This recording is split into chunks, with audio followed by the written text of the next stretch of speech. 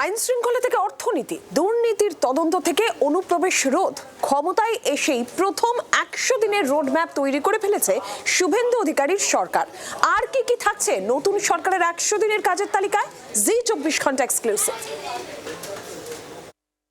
শিক্ষা হারিয়ে গেছে, সংস্কৃতি ধ্বংস হয়ে গেছে, আমরা বাংলাটাকে নবনির্মাণ করি, অনেক দায়িত্ব। আমি শুভেন্দু অধিকারী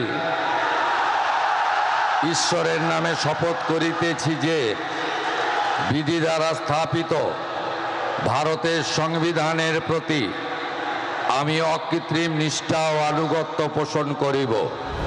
ভোট প্রচারে পদ্ম শিবিরের স্লোগান ছিল পাল্টানো দরকার, তাই বিজেপি সরকার।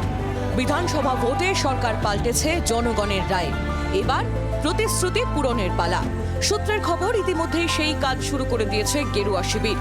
নতুন রাজ্য সরকারের প্রথম 100 দিনের জন্য একটি রোড ম্যাপ তৈরি করা হয়েছে।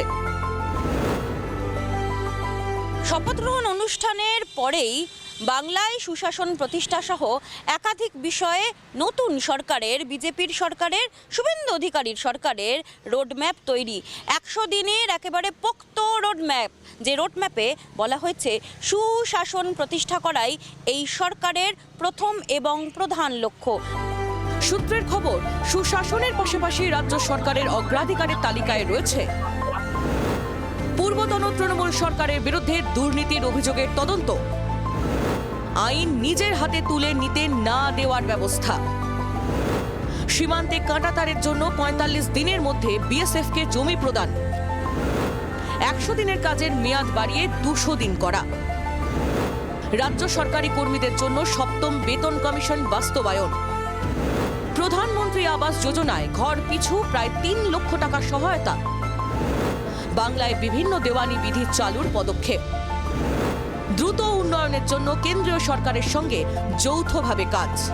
মানুষ যাতে কেন্দ্রীয় প্রকল্প আয়ুষ্মান ভারত সহ একাধিক প্রকল্পের সুযোগ সুবিধা পান, সে বিষয়ে কেন্দ্রীয় সরকারের সঙ্গে একেবারে সঙ্গতি রেখে ডাবল ইঞ্জিন সরকার এবার কাজ শুরু করবে। 100 দিনের রোডম্যাপে সাধারণ মানুষকে দেওয়া প্রতিটি সংকল্পপত্রের কথা পূরণ করতে চলেছে শুভেন্দু অধিকারী সরকার।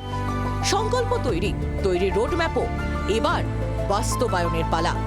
ক্যামেরায় নবীনের সঙ্গে মৌমিতা চক্রবর্তীর রিপোর্ট, জি 24 ঘন্টা। বাংলার আওয়াজ, বাঙালির আবেগ, জি 24 ঘন্টা।